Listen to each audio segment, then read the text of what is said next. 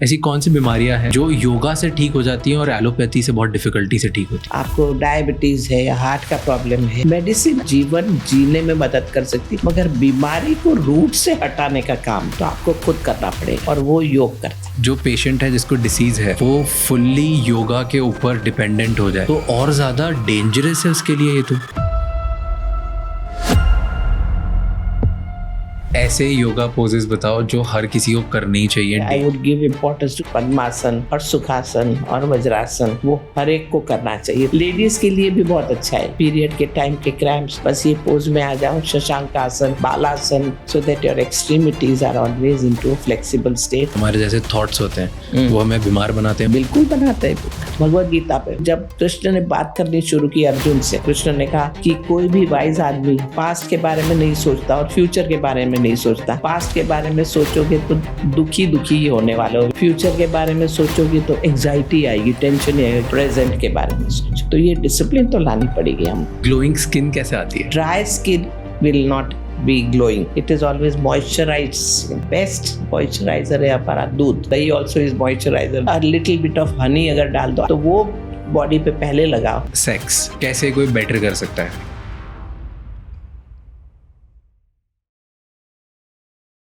इस पूरे एपिसोड को स्टार्ट करने से पहले हमारे चैनल को सब्सक्राइब कर लीजिए, क्योंकि जितना आप सब्सक्राइब करेंगे उतना ही ज़्यादा ये बड़ा चैनल होगा और जितना बड़ा ये चैनल होगा उतने बेहतर गेस्ट हम आपके लिए ला पाएंगे ताकि हम आपको और बेटर वैल्यू दे पाएँ।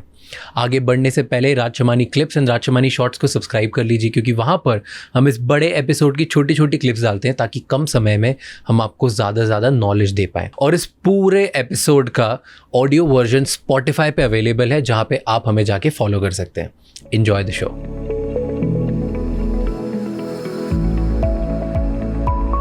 टेल मी कि बहुत लोग हैं आज कि हर थोड़े दिन में सर्दी हो जाती है, खांसी हो जाती है, तबीयत ख़राब हो जाती है, एलर्जीज आ जाती है। जब तक दवाई लो तब तक तो ठीक है, नहीं तो कुछ ना कुछ ख़राब हो जाता है। मेरे साथ बहुत टाइम तक ही होता था, राइट। अभी भी पूरी तरह सही नहीं है, बट इट्स देयर। पहले हर महीने होता था, अब 6 महीने 7 महीने में एक बार होता है। Weather change, right. तो ये बहुत कॉमन है बहुत सारे लोगों के लिए। क्यों हम बार बार बीमार पड़ जाते हैं? एक बात हर एक को समझनी पड़ेगी कि हर एक व्यक्ति का शरीर अलग है, हर एक व्यक्ति अलग है। हम सब एक एक नमूना है। भगवान ने हम सबको एक यूनिक पर्सनालिटी बनाया है और हम सब है। अभी पहला नियम ये है स्पिरिचुअलिटी में कि पहले तो अपने आप को पहचानो कि क्या करते हो, उसका क्या असर आपके बॉडी पे होता है, वो आपको मालूम होना चाहिए। कोई डॉक्टर को नहीं मालूम होगा तो आपने क्या किया, उसका क्या असर हुआ। या तो कोई फिजिकल कारण भी हो सकता है कि दूल्हा बहुत गया। ट्रैफिक में आप कार में जा रहे हो, कांच विंडो खोल के रखिए और सिग्नल पे सारे एग्जॉस्ट सबके खुले हैं। वो एरिया इतनी पोल्यूटेड एरिया होता है, वो ट्रैफिक जहाँ रुका है, आपकी गाड़ी रुकी है, अब वो आप सूंघ रहे हो, बातें कर रहे हो लोगों से, तो आप बातें करते हो तो मुंह से भी सांस जाती है, तो गले पर तो लंग्स पे असर पड़ेगा ही। तो मैं अक्सर लोगों को कहती हूँ कि मुंह बंद रखो, गाड़ी में बात मत करो जब सब खुला है, तो एग्जॉस्ट है। तो ये कॉशियसनेस, ये ध्यान अभी भी मैं देती हूँ, अब तक, इस उम्र तक भी। और दूसरा है खान पान, फूड, क्योंकि अगर म्यूकस बढ़ रहा है कुछ करने से, ठंडा खाने से असर पड़ता ही है। मगर कैसे खाना फिर मैं सिखाती हूँ, क्योंकि हमको डर डर के नहीं रहना है, हमको उस चीज को फेस करना है। धूल आया तो भागना नहीं है, फेस करना है। चलो नाक पे ये रख के फेस करूँगी, हल्की सांस लूँगी और वो असर नहीं करेगा। वैसे ही मैंने कुछ ठंडा खाया, यानी आइसक्रीम खाया तो एक तो खाने का तरीका होता है, क्या आप मुंह में डालो, मुंह में उसको पिघलने दो, पूरा आइसक्रीम पिघल जाए, मुंह में फिर भी रखो थोड़ी देर, सलाइवा के साथ मिक्स हो जाए, फिर उसे अंदर लो, तो आपको कभी प्रॉब्लम नहीं होगा। रियली? यानी शांति से खाओ, आप खा के देखना, आज कभी प्रॉब्लम नहीं आएगा। और उसके बाद ग्लास भर के थोड़ा पानी पी लेना जरूरी है। वाटर, पानी का काम ही ये है कि गलत चीज़ों को हटाना, उसका धोवन का काम है पानी का, तो वो धो देता है चीज़ों। तो गर्म पानी थोड़ा पी लिया तो जो भी कुछ इरिटेंट बचा है गले में वो भी निकल जाए। करके और देखो। ठंडा गर्म ऐसे रिएक्ट नहीं करेगा एकदम? दोनों चीजें डाले रादर टफ हो जाते हो आप उससे, यू बिकम टफ। डर डर के, मैंने कहा ना, डर के रहना ही नहीं है। ओके। तो ये सब, लेकिन cold drink good good good good P ले, डेफिनेटली खराब असर पड़ेगा। लेकिन कोल्ड ड्रिंक सिप किया हो, मुंह में रखा हो, गर्म हो, फिर पिया हो, तो असर बुरा नहीं होगा। और गर्म पानी पी लिया उसके बाद। बच्चों को हम बोलते रहते हैं ये मत खाओ वो मत खाओ, बेचारे बच्चे, उनको तो पसंद है, वो तो चॉकलेट भी खाएंगे, आइसक्रीम भी खाएंगे।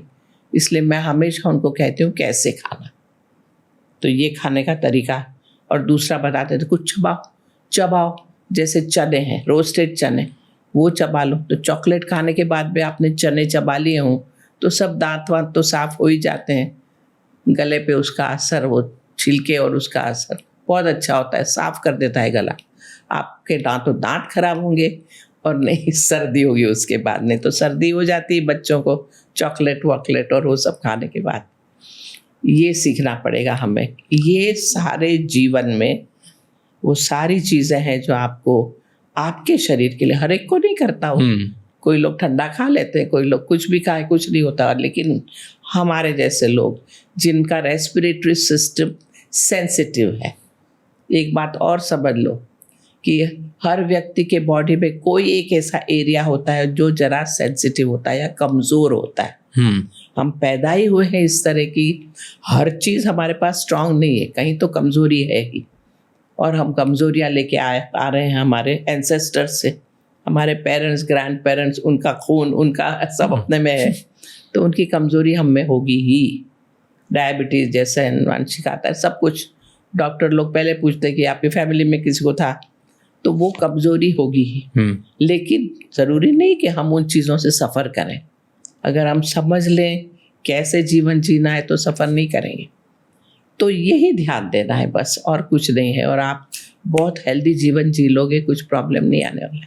तो जैसे फर्स्ट आपने एक बात बोली कि आप जब बहुत ज़्यादा क्राउडेड एरिया में हो तो आप खिड़कियां बंद रखो कार की, थोड़ी सांस कम लो, धीरे धीरे लो, राइट?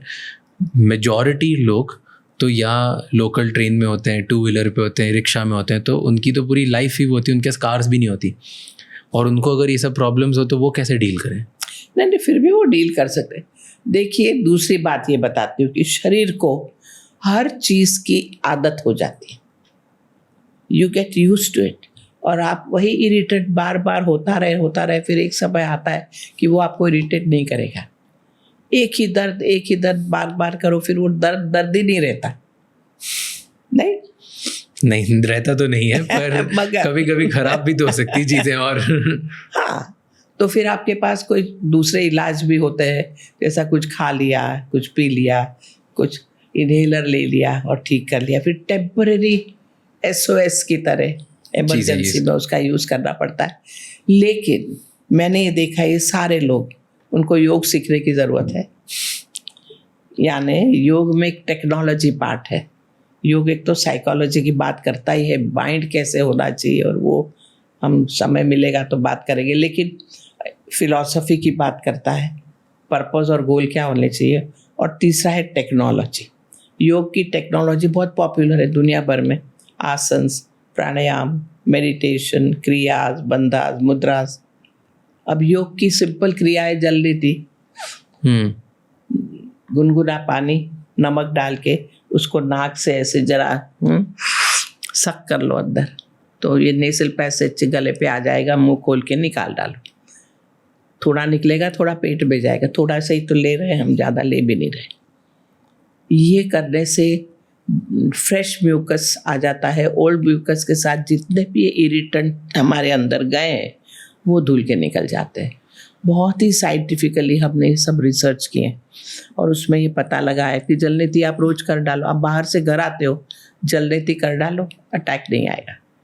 जलनीति क्रिया। क्या क्या फ़ायदे हैं, क्योंकि रिसेंटली मेरे न्यूट्रिशनिस्ट ने, वो बहुत ज़्यादा साइंस ड्रिवन है, बहुत हर चीज़ बहुत साइंटिफिकली, जेनेटिक्स, वो बहुत ज़्यादा एडवांस चीज़ें की बात करता है। एंड फर्स्ट टाइम उसने मुझसे बोला कि जल नीति, एक एंशियंट इंडियन चीज़ के बारे में उन्होंने बताया जी। एंड उसने मुझसे बोला कि जल नीति ट्राई करना अगली बार अगर ऐसा कुछ भी हो तो और भी मैं कई लोगों से सुन लिया मैंने जल नीति। डॉक्टर ने मुझे बोला कि जल नीति कर लो। डॉक्टर सलाइन वाटर नाक में डालने को बोलते ही। हाँ, सो क्या होता है जल नीति, वो तो आपने बता दिया, बट इसके फायदे क्या क्या होते हैं?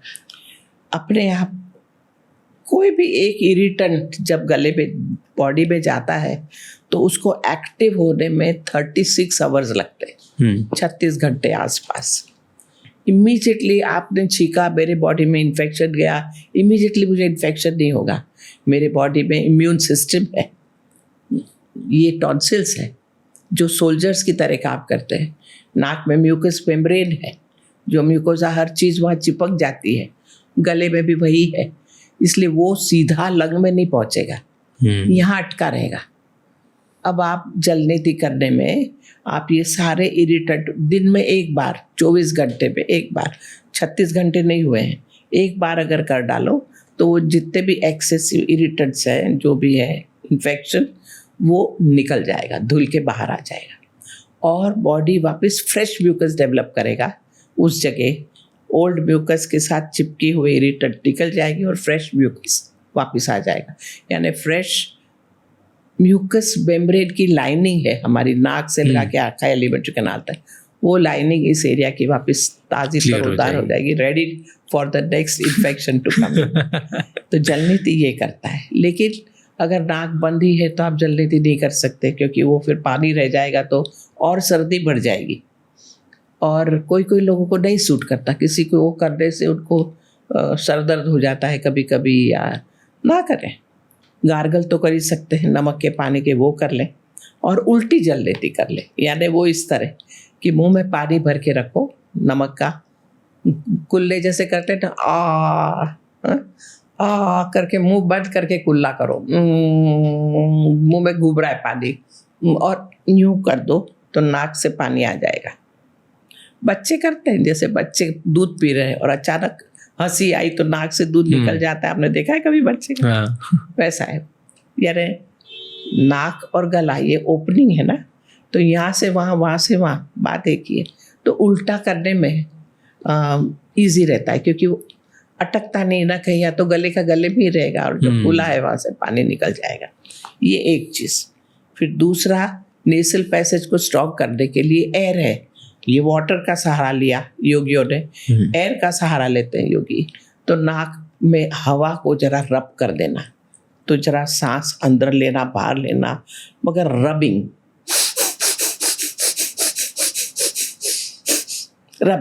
ये रब करते रहो,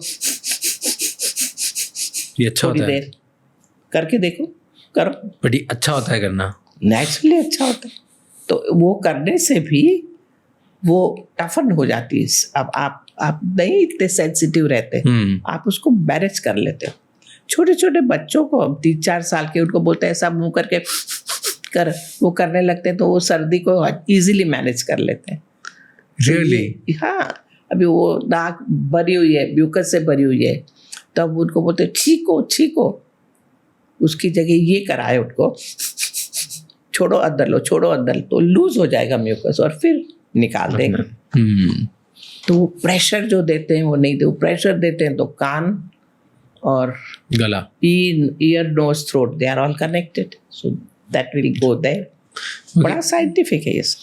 इस पे सेकंड चीज़ मुझे पूछनी थी कि ये तो आपने बात करी कि ट्रिगर्स जो करते हैं तो उनसे हम थोड़ा दूर रहें, संभल के रहें और ये सारी चीज़ें कर सकते हैं, अवेयर हो जाते हैं। बहुत बार ऐसा होता है कि हमारी हेल्थ ख़राब है और हमें पता भी नहीं चलता। बिल्कुल, हमें ना ट्रिगर समझ में आते हैं, हमें पता ही नहीं होता कि चल क्या रहा है और अंदर ही अंदर सब चीज़ें ख़राब होते जाती है, राइट। और आप शायद बता भी रहे थे कि आज ही आपने इस बारे में वीडियो भी बनाया है कि कैसे पता करें कि खुद की हेल्थ में कुछ आपको हेल्थ कंडीशन हो गई है या ख़राब हो गया है या आप हेल्दी हो कि नहीं हो, तो ये कैसे पता लगता है जिन लोगों को अभी पता ही नहीं है क्या कर सकते हैं? आपने अगर अवेयरनेस ही नहीं बढ़ाई है खुद के प्रति, तो आप बीमार पड़ोगे तो कोई ना कोई मेडिसिन लोगे और ठीक होगे। लेकिन ये आदत डालनी पड़ेगी अवेयरनेस की, कि भैया अपने आप को जरा चेक कर लो पटाख से। कैसे चेक कर सकते हैं? अब ये सब छोटी छोटी चीज़ है। सबसे पहले तो आप अपनी आंखें ही देख लो कि आंखें फ्रेश लग रही है या नहीं। सवेरे उठे और आप डल ही हो और नहीं सही लग रहा है, तो कुछ न कुछ कहाँ गड़बड़ कर रहे हैं हम, जरा चेक करो। 3-4 एरिया है जहाँ हम गलतियाँ करते हैं और इसलिए सफ़र करते हैं। पहला एरिया है भोजन, खाना, wrong food taken at a wrong, गलत समय पर आप खाना खा रहे हो, हैवी खाना रात को खा रहे हो, आपको नींद ही नहीं पूरी मिली है, बॉडी इज अंडर टेंशन, वो टेंशन वो रिपेयर वर्क ही नहीं हुआ है बॉडी में। नहीं तो बॉडी छोटे मोटे इरिटेट अपने आप ही ठीक करता है, आपको कोई बाहर की ज़रूरत नहीं। लेकिन ये नहीं हुआ है तो वो रीज़न है कि आप गलत खाना खा रहे हो, रोज़ बाहर खा रहे हो, गलत चीज़ें खा रहे हो, ज़्यादा एसिडिक चीज़ें खा रहे हो, तो बदलो, फर्स्ट चेंज। दूसरा, फिर आपकी जीभ देखो, टंग, और टंग के कोड से मालूम पड़ेगा। आपका टंग अगर नॉर्मल पिंक है, नॉर्मल कलर का है, तो गट की हेल्थ अच्छी है, और अगर नहीं, अगर वो पीलेपन के उसमें है, तो सर्टेन डेफिशिएंसीज है बॉडी में, कोई ना कोई डेफिशिएंसीज है। जैसे सबसे ज़्यादा डेफिशिएंसी B12 की हो जाती है, B कॉम्प्लेक्स की, वो ठीक करनी चाहिए। तो फिर थोड़े न्यूट्रिएंट्स लेने ही पड़े। फिर आप या तो न्यूट्रिएंट्स लो या खाने पर कुछ करो, मगर जब सिम्टम ही बता रहा है तो 3-4 दिन न्यूट्रिएंट्स लेके ठीक हो जाओ, मल्टीविटामिन। मैं बहुत प्रैक्टिकल व्यक्ति हूँ, मैं नहीं कहूँगी कि मत ही करो और वही खाओ। थोड़े दिन के लिए कुछ भी ठीक है, पहले ठीक हो जाओ और फिर आपके खाने में चेंजेस लाओ, कि जिससे B12 अच्छी तरह मिले। अगर लगता है कि खांस रहे हैं, ये कर रहे हैं, खून आ रहा है, ये करने में, डेंटल फ्लॉस करने में, दांत साफ करने में ब्लड थोड़ा आ रहा है, तो विटामिन C की कमी है, और विटामिन C बॉडी में जाना ही चाहिए। न्यूट्रिएंट्स की कमी की वजह से भी सारे प्रॉब्लम्स होते हैं, तो वो करना पड़ेगा। Got it. और आपने 4 चीज़ें बताई थी, तो फर्स्ट वाज खाना, सेकंड इज टंग, फिर क्या था? नहीं, वो 4 चीज पे तो मैं आई नहीं हूँ अभी। तो मैं, आपने जो मुझे ये कहा ना कि कैसे पता लगे कि आप बीमार हो, मैं उसकी लिस्ट बता रही थी। तो इस तरह आप छोटा छोटा, पेट में गैसेस हो रही है, ब्लोटिंग हो रहा है, तो खाने में बदलाव लाओ। तो food is one very big factor जिसको मुझे चेंज करना ज़रूरी है। आहार। सेकेंड इज विहार। विहार मतलब rest, recreation, sleep, exercise, walking. विहार अक्सर वॉकिंग को भी कहते हैं। जैन साधु एक जगह से दूसरी जगह जा रहे हैं, उसको विहार कहते हैं, विहार पे गए हैं। ये सब आप कर रहे हो या नहीं? इनमें से वॉकिंग हो रहा है, कम से कम वॉक तो होना ही चाहिए। मैं कहती हूँ कि 3 से 4 किलोमीटर तो रोज़ हर इंसान को चलना ही चाहिए। अब बाहर अगर वेदर ख़राब है तो घर में यहाँ से यहाँ एक रूम में भी चल सकते हो, कोई प्रॉब्लम नहीं है, मगर चलो, चलने के कम आधा घंटा समझो ना, आधा घंटा आप चल रहे हो। मैं इंस्टीट्यूट में कंपाउंड में राउंड मारती ही हूँ, सवेरे 5 राउंड मारती हूँ, शाम को 5 राउंड मारती हूँ। आज भी। तो ये वॉकिंग सबसे अच्छी एक्सरसाइज है और वो तो करनी ही चाहिए। थोड़े आसन कर लेने चाहिए। मैं तो बोलती हूँ कि जैसे ही सो के उठो, थोड़ा बेड में ही स्ट्रेच कर लो बॉडी को, थोड़ा लंबे सांस ले लो। मैंने मेरे उसमें बताया भी है, मेरे प्रोग्राम में। ये आदत पे आ जाना चाहिए। भद्रासन कर रहे हो, पेट से ज़रा सांस ले रहे हो, ब्रीदिंग की कैपेसिटी को बढ़ाना पड़ेगा। जब आप कह रहे हो कोल्ड कॉफ घड़ी घड़ी होने वाली, तो कैपेसिटी बढ़ाओ ना अपनी, तो नहीं होगा ना कोल्ड कॉफ, तो वो करो। तो ये सब करना है। आहार, ये विहार। विहार में आता है रिक्रिएशन। रिक्रिएशन यानी कुछ न कुछ आनंद लाने की चीज़ है, जॉय लाने की चीज़ करनी ज़रूरी है। लाइफ मैकेनिकल तो नहीं होनी चाहिए। नहीं, सवेरे से शाम काम ही कर रहे हैं, ये इसके बाद ये, इसके बाद ये, इसके बाद कुछ हंसना, हंसाना, जॉय करना, इसलिए कुछ हॉबी ज़रूरी। तो योग में तो हम हॉबी के नाम भी दे देते हैं कि साहित्य, संगीत, कला। साहित्य, कुछ न कुछ अच्छा पढ़ो, अच्छा सोचो, लिखो, ये एक हॉबी हो सकती है। आधा घंटा उसमें निकालो, कोई ना कोई ब्यूटीफुल चीज़ है। या संगीत, म्यूजिक, गाना गाना, कम से कम हर व्यक्ति को मेरे हिसाब से बाथरूम सिंगर तो होना ही चाहिए। आप स्नान भी कर रहे हो तो कुछ विचार करो, ये गाना गाओ भाई, विचार क्यों कर रहे हो, गाना गाओ। तो सिंगिंग, संगीत सीखो भी, गाओ भी, सुनो भी, उस सब में आता है rhythm music, rhythm, instrumental music, ये सब चीज़ संगीत। और डांस कला में आता है, डांस आ जाता है। कला में बहुत सी चीज़ें, आपको रसोई बनाने में मज़ा आते है तो रसोई, एक कोई डिश बना डालो। आपको आती है कि नहीं रसोई बना? आता है। रोटी बेलनी आती है? नहीं, रोटी नहीं आती, पर काफ़ी चीज़ें, दाल चावल बना सकता हूँ। अब सीखो, बहुत मज़ा आएगा। आटा लेके उसको गूंदना और उसके गोए लोए बना के और रोटी बेलना, अरे बहुत आनंद आता है उसमें। कोई टेंशन, सब टेंशन हट जाता है इंसान का, क्योंकि it is really stress buster. Kitchen, चाकू लेके और सब्जी अगर बारीक काटोगे ना, अगर ध्यान वहाँ से हटा, उंगली कटी, फुल फोकस, वो आदमी सीखता है ये करके। हम तो बहुत बार ये सारे मैनेजिंग डायरेक्टर्स कंपनीज के आते हैं इंस्टीट्यूट में सीखने के लिए, ये वो, तो एक सेशन हम बोलते हैं किचन में जाओ। कैसे रिएक्ट करते हैं वो लोग? बहुत अच्छा लगता है उनको, बोलते हैं हम माइंड में और कुछ सोचने के विचार ही नहीं आ रहे ना, तो यही करो, नहीं उंगली बच जाए बस। बहुत फायदा करता है। इससे क्या होता है, अगर ऐसी मैकेनिक जैसी जिंदगी रखो तो कुछ प्रॉब्लम्स होती हैं? Right from heart attack to diabetes to asthma to ortho problem, हड्डियों के दर्द, सभी हो सकते हैं। बट किसी किसी को अपना काम करने में मज़ा भी आता होगा ना? मगर काम करने में मज़ा, और वो मज़ा इस तरह का कि शरीर से भी मज़ा लो। अगर आप बैठे बैठे कुछ काम कर रहे हो और बॉडी को हलाते चलाते ही नहीं हो तो गड़बड़ होगी। मैं आपको एक एग्जांपल देती हूँ। हमारे बॉम्बे के एक बहुत ही अच्छे गायनेकोलॉजिस्ट थे, और वो डॉक्टर, और वो रनर थे, रनिंग बड़ा उसको हॉबी थी, उसके रन करना, ये करना।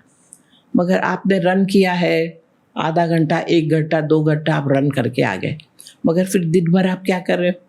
एक जगह बैठे हो ऐसे ही कुर्सी पर, और लोगों से बात कर रहे हो, कंसल्ट कर रहे हो, ये कर रहे हो। जाके उस व्यक्ति को हार्ट अटैक आया एट द एज ऑफ 38। क्यों आया भाई? क्योंकि आप दिन कैसे बिता रहे हो।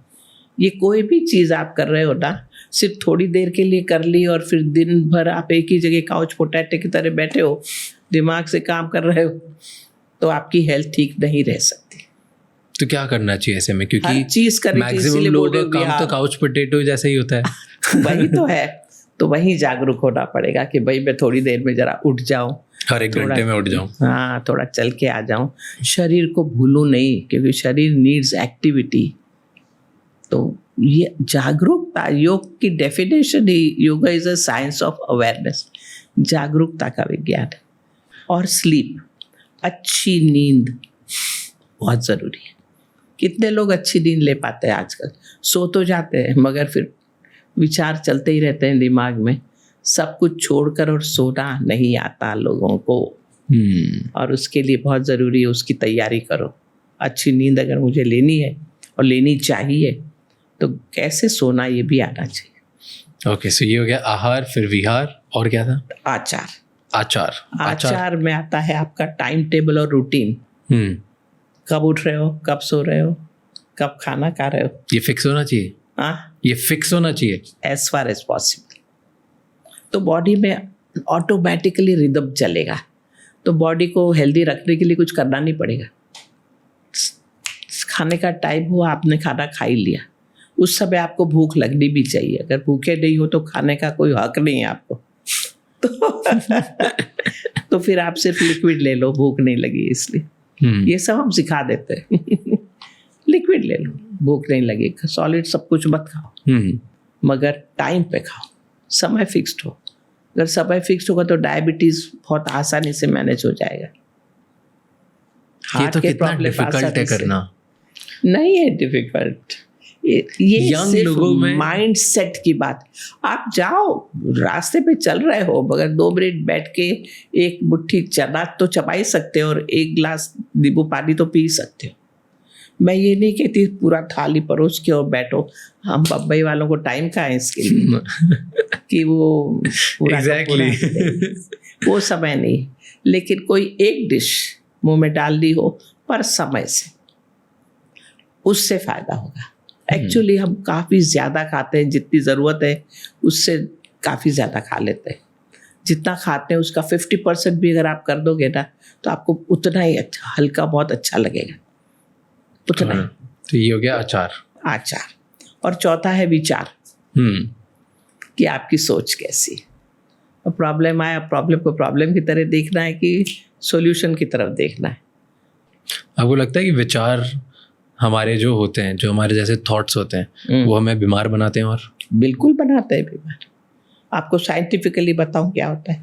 तो जैसे किसी ने कुछ कहा और आपको बुरा लगा, विचार। अब बुरा लगा तो क्या होगा? आपका ब्लड प्रेशर ऊपर चढ़ेगा, आपकी पल्स फास्ट जाएगी, पल्स लेके देखना, आपकी ब्रीदिंग शॉर्ट हो जाएगी, शैलो, लंबा सांस आप ले ही नहीं पाओगे।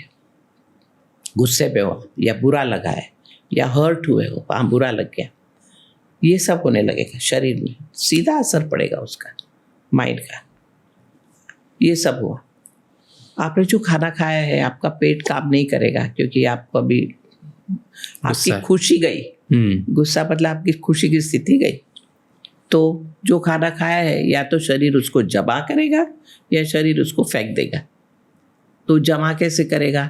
या तो एक्सटर्नली आपका फैट बढ़ने लगेगा, या इंटरनली कोलेस्ट्रॉल बढ़ेगा, ब्लॉकेजेस इन द आर्टरीज बढ़ेंगे, ये सब बढ़ेगा। तो you are heading for heart problems. Okay.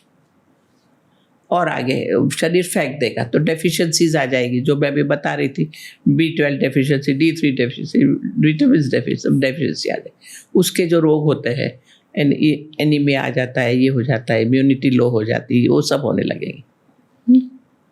उससे भी ज़्यादा नर्वस सिस्टम रैटल्ड हो जाएगा। एक और चीज़, आपके कुछ प्रोटीन गया है पेट में, दाल खाई है, ये खाया, बॉडी उसको कुछ कर नहीं पाएगा, बिकॉज जो भी खाना खाते हो बॉडी उसको कन्वर्ट करेगा एनर्जी में। हर खाने को एनर्जी में कन्वर्ट होना चाहिए, लेकिन वो नहीं होता क्योंकि आपको गुस्सा आया होगा। और तो फिर क्या होगा? आप मसल्स टाइट हो जाएगी, क्योंकि यूरिक एसिड प्रोटीन पेप्टाइड्स में कन्वर्ट होता है, पेप्टाइड्स अमीनो एसिड में कन्वर्ट होता है, और अमीनो एसिड फिर एनर्जी में कन्वर्ट होता है। तो अब ये सब नहीं होने वाला है, क्योंकि मेटाबॉलिज्म ही पुअर हो गया है, सब खराब हो गया। तो मसल्स टाइट हो रही है, वो जॉइंट्स पास में आ रहे हैं, wear and tear of joints हो रहे हैं। तो वो सारे जॉइंट पे नेक पेन और बैक पेन और हील पेन और नी पेन, सारे पेन्स शुरू हो जाएंगे। कमर दुख रही है किसी का ये हो रहा है, वो सब शुरू हो जाएगा। वो हो गया।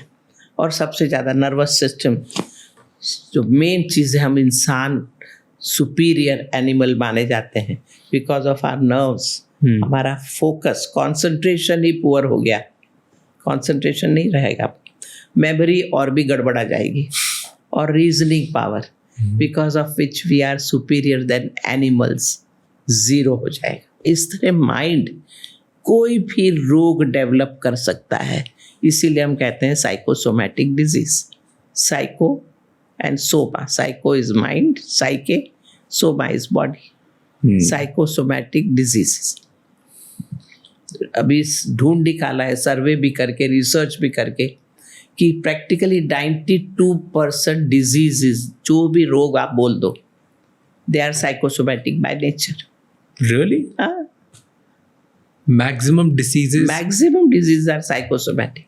कि हम दिमाग में कुछ उल्टा सोचते हैं, रिएक्ट ज़्यादा करते हैं और वरी करते हैं, और उसका रियल हमारा शरीर ही बराबर काम नहीं कर रहा, तो फिर होगा क्या? शरीर ही काम नहीं कर। मैं पढ़ रहा था एंशिएंट मेडिसिन के बारे में, और एंशिएंट मेडिसिन में पहले बोलते थे कि एंगर वीक करता है हमारे लिवर को, फिर ग्रीफ वीक करता है लंग्स को, वरी वीक करता है स्टमक को, Correct. फियर वीक करता है किडनी को, और स्ट्रेस जो है वो वीक करता है हार्ट एंड ब्रेन को। ये सब ट्रूथ है। हाँ, अभी ये लोग इस तरह ले रहे हैं, मगर मैं कहती हूँ कि एक कोई भी चीज़ हमारे सारे ही अवयव को, जितने भी इंटरनल ऑर्गन्स, उसको डिस्टर्ब कर देता है, वीक कर देता है। कोई भी एक नेगेटिव इमोशन अगर हम कोई भी नेगेटिव, ये सारे नेगेटिव इमोशन जो आपने बताया, एंगर, फियर, हेट्रेड, ये सारे नेगेटिव इमोशन। ऐसी कौन सी बीमारियां या डिसीजेज हैं जो आपने देखी अपनी लाइफ में, आपके एक्सपीरियंस में, या आपने कुछ पढ़ा हो, रिसर्च हो, ऐसी कौन सी बीमारियां हैं जो योगा से ठीक हो जाती हैं और एलोपैथी से बहुत डिफिकल्टी से ठीक होती है? देखिए, जहाँ तक पथी का सवाल है ना, एलोपैथी, कोई पथी बीमारी ठीक कर ही नहीं सकता, ये समझ लो। मेडिसिन आपको जीवन जीने में मदद कर सकती है। आपको कोई भी प्रॉब्लम हो, आपको डायबिटीज़ है या हार्ट का प्रॉब्लम है या डिप्रेशन है या कुछ भी हो, मेडिसिन आपको जीवन जीने में मदद कर सकती है। आप रोज़मर्रा को मैनेज कर लेते हो, मगर बीमारी को रूट से हटाने का काम तो आपको खुद करना पड़ेगा, और वो योग करता है। आपको खुद अपने जीवन को अपने हाथ में लेना पड़ेगा कि क्या क्या करूं कि जिससे ये सब चीज़ें मैं अपने आप को ठीक कर सकती हूँ। तो फिर मैं खुद का ध्यान खुद रखूं, फिर भी कभी कभी प्रॉब्लम आ सकते हैं, मगर और तब थोड़ी मेडिसिन की ज़रूरत पड़ सकती है, मगर मेजॉरिटी ऑफ द टाइम हम ये कह ही नहीं सकते कि हम कोई भी बीमारी से ठीक हो गए। हमारे बॉडी में वो टेंडेंसी तो रहेगी ही। बट डोंट यू थिंक कि अगर कोई जो पेशेंट है जिसको डिसीज़ है वो फुल्ली योगा के ऊपर डिपेंडेंट हो जाए तो और ज़्यादा डेंजरस है उसके लिए ये तो, क्योंकि डायबिटीज जैसे डिपेंडेंट का मतलब क्या, सही ढंग से जीवन जी रहा है। कई बार ऐसा हो सकता है कि आपको लग रहा है कि मेरी थोड़ी तबीयत खराब है, अंदर से आपकी और ज़्यादा तबीयत खराब हो, और आप चाह रहे हो कि मैं मैनेज कर लूँगा हेल्दी लिविंग से, बेटर लाइफ से, प्रॉपर करके, और वो करते जा रहे हो, और वो 1 महीना 2 महीना साल भर बार अंदर ही अंदर आपको इतना डैमेज कर गई कि और ज़्यादा जो आप पॉजिटिव चाह रहे थे उसके नेगेटिव हो गया। नहीं, देखो, योग के जो आसन वगैरह जब आप करते हो ना, तो अंदर जो भी प्रॉब्लम होता है ना वो सरफेस पे आता है, क्योंकि आप बॉडी को एक पार्ट ऑफ योर बॉडी को हिला रहे हो, उसके सर्कुलेशन प्रॉपर कर रहे हो, उसका टेंशन हर सेल का आप हटा रहे हो। आसन से एक एक सेल का टेंशन हटता है, मेटाबॉलिज्म सही हो जाता है, रिजुविनेशन होता है।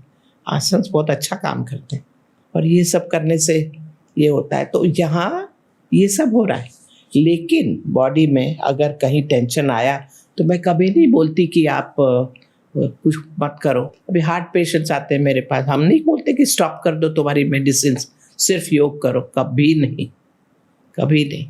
योग तो जीवन जीने का विज्ञान है। आप सही ढंग से जीवन जियो, फिर भी गलतियां होंगी, फिर भी कभी कभी आप इमोशनली काफ़ी डिस्टर्ब हो जाओगे, तो you have to take support. ये सारे सपोर्टिव सिस्टम उतने ही ज़रूरी है।